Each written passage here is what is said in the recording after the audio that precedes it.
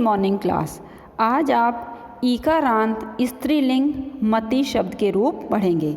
मति का मतलब होता है बुद्धि। इसको ईकारांत क्यों कहेंगे? क्योंकि जब हम मति शब्द लिख रहे हैं तो ता पर छोटी ई की मात्रा लगाते हैं, इसलिए शब्द रूप में उन्हीं नामों से पहचाना जाता है शब्दों को जो अंत में हमें मात्रा प्राप्त होती है।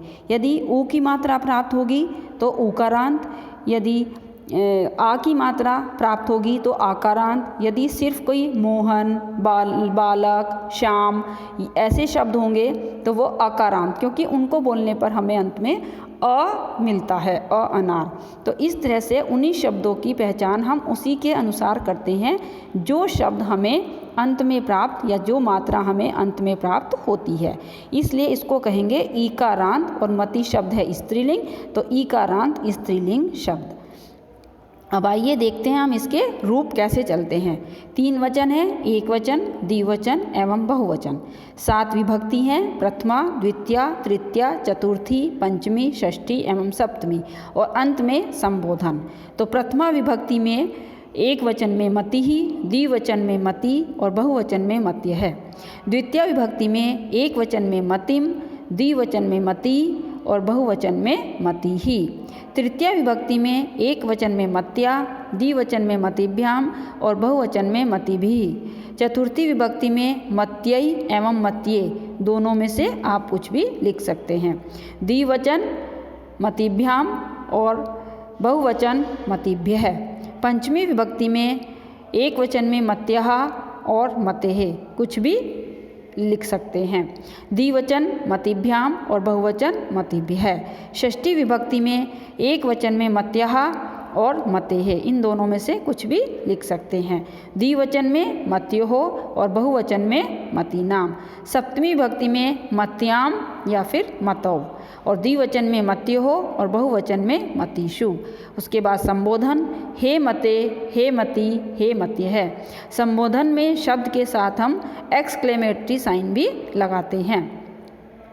और जो तृतीया, चतुर्थी एवं पंचमी विभक्ति होती है उसका द्विवचन सेम होता है, मतिभ्याम, मतिभ्याम, मतिभ्याम।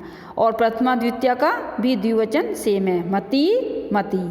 और चतुर्थी एवं पंचमी विभक्ति का बहुवचन सेम होता है, मतिभ्यः, मतिभ्यः। तो इस तरह से आप इनको लर्न करने की एक ट्रिक बना सकते हैं। और दूसरी ट्रिक ये भी होती है कि आप जो प्रथमा, द्वितीया, तृतीया, चतुर्थी, पंचमी, षष्ठी, सप्तमी ये विभक्तियां हैं, इनका जो एक वचन है उसके साथ आप कैसे याद कर लेते हैं?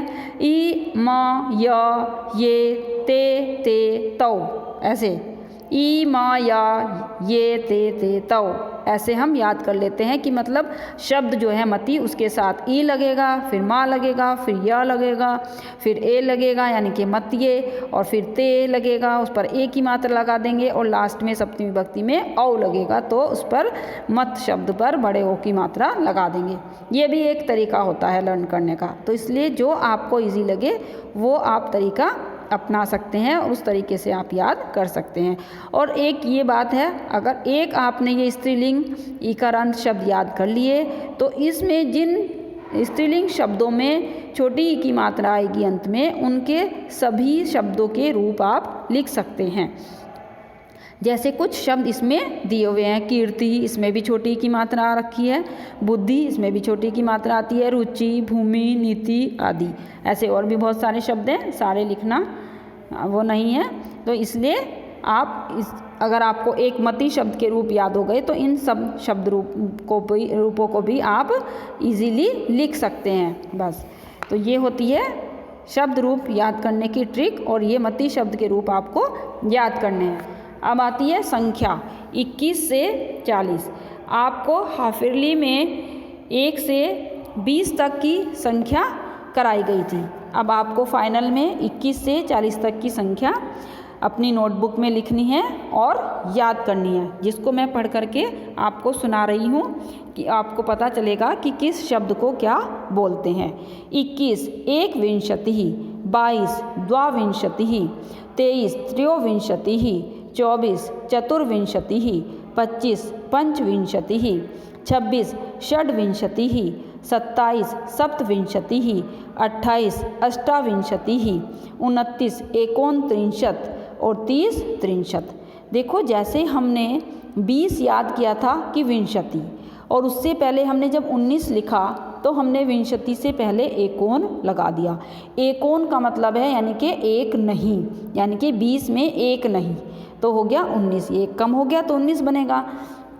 अब जब 21 से आप लर्न करेंगे तो इस विंशति के साथ ही सारे शब्दों में एक, द्वा, त्रयो, चतुर, पंच, षड, सप्त, अष्टा ऐसे लगा देंगे तो आपको लर्न करने में बहुत इजी हो जाएगा कि हमें बस विंशति याद करना है कि 20 को क्या कहते हैं। उसके पहले आपको एक, द्वा, त्रयो ये सब लगाना है। उसके बाद आता है फिर ऐसे ही त्रिंशत कहते हैं 30 को। जैसे हमने 19 में विंशति से पहले एकोन लगाया था, ऐसे ही आप त्रिंशत के साथ से पहले एकोन लगा देंगे तो बन जाएगा 29।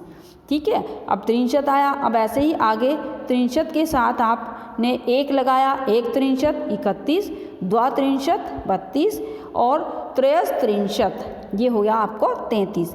ये जो आधे सा पर छोटी ई की मात्रा है ये त्र की है। जैसे आप लिखते हैं शक्ति, भक्ति, तो उन पर भी जो ये छोटी की मात्रा होती है वो ता की होती है, परंतु हम उससे पहले जो आधा वर्ण आता है उस पर वो मात्रा लगाते हैं। इसी तरह यहाँ पर भी त्र से पहले आधा स आया है तो ये मात्रा हमने इस पर लगाई है, तो त्रयस त्रिंशत इसको ऐसे पढ़ेंगे। चतुस त्रिंशत यानी कि 34, पंच त्रिंशत, षट त्रिंशत 36, सप्त त्रिंशत 37, अष्टा त्रिंशत 38। फिर वही आ गया कि चत्वारिंशत किसको बोलेंगे 40 को, और उससे पहले आप एकोन लगा दीजिए तो बन जाएगा 39, यानी कि चत्वारिंशत में एक नहीं तो बन गया 39। तो ये हुआ आपके 21 से 40 तक की गिनतियाँ जो आपको लर्न करनी है और आपके फाइनल एग्ज़ाम में ये आएंगी। फिर भी अगर कोई प्रॉब्लम होगी तो आप अपनी लाइव क्लास में अपनी मैम से डिस्कस कर सकते हैं। Okay, thank you class, God bless you.